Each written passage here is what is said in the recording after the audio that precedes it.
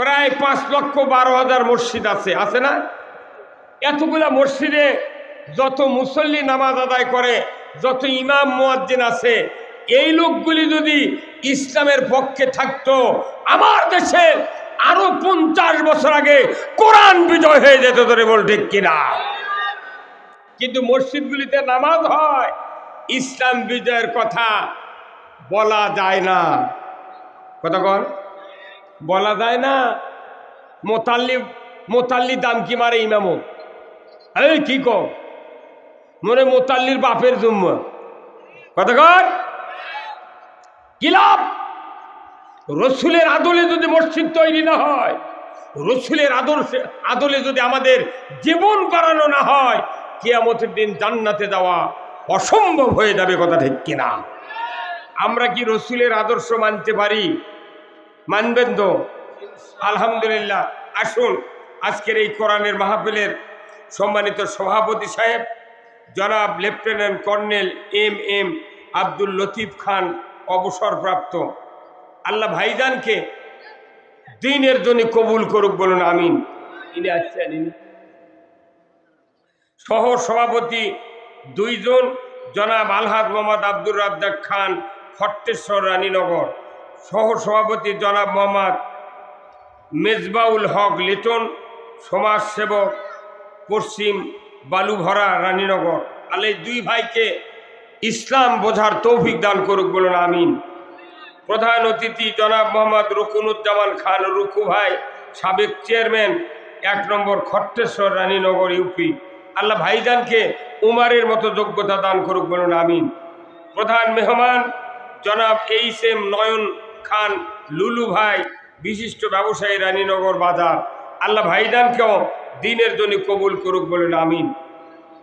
আজকের মাহফিলের সম্মানিত মেহমান বৃন্দ, আলহাজ হযরত মাওলানা আব্দুল খালেক, শরীয়তপুরি, ঢাকা,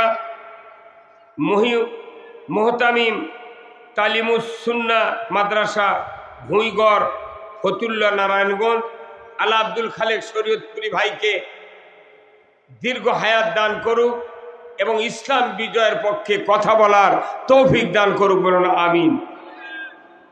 আজকের মাহফিলের আর একজন সুনামধন্য বক্তা, এই বগুড়ার কৃতি সন্তান, বিশিষ্ট ইসলামী চিন্তাবিদ, মুফাসসিরে কোরআন, তরুণ প্রজন্মের আইডল, এইচ.এম. মেহেদী হাসান সিদ্দিকী, বগুড়া। বিশেষ অতিথিবৃন্দ অনেকগুলি, আল্লাহ সকলকে দ্বীনের জন্য কবুল করুক। স্থানীয় ওলামায়ে কেরামগণ, মঞ্চে বসা সুধীবৃন্দ, আমার পার্শ্বে বসা ভাই মোস্তফা, বিশিষ্ট আলেমী দ্বীন, ইসলামী চিন্তাবিদ সহ সামনে বসা মুরব্বিনে কেরাম, হাজী সাহেবগণ, বিভিন্ন মসজিদের ইমাম, মুয়াজ্জিন, মুক্তাদি সহ বিভিন্ন রাজনৈতিক দলের নেতৃবৃন্দ, যুবক ভাইরা, পর্দার অন্তরালে হাজারো মা বোনেরা, প্রাইমারি, মাদ্রাসা, হাই স্কুল, কলেজের শিক্ষক মহোদয়গণ, ছাত্র ভাইয়েরা, আজকের এই মাহফিলে উপস্থিত কচি কাচারা এবং প্রচার মিডিয়ার সম্মানিত ভিডিও ম্যান এবং মাইকালা ভাইয়েরা, সবার প্রতি আমার সালাম। আসসালামু আলাইকুম। কেমন আছেন? আলহামদুলিল্লাহ। আমরা এমন এক সময় মাহফিলে বসেছি যে সময়ে বাংলাদেশে নির্বাচিত সরকার নাই।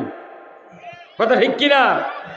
বাংলাদেশে এখন আন্দোলনের সরকার আছে। কিসের সরকার? ছাত্র সমাজ আন্দোলন করে যে সরকার কায়েম করেছে, সেই সরকারের নাম কি?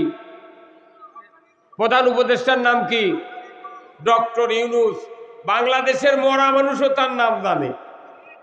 সারা পৃথিবীতে এত বড় পরিচিত লোক, সেই ব্যক্তি আমাদের বাংলাদেশের প্রধান উপদেষ্টা। আলহামদুলিল্লাহ।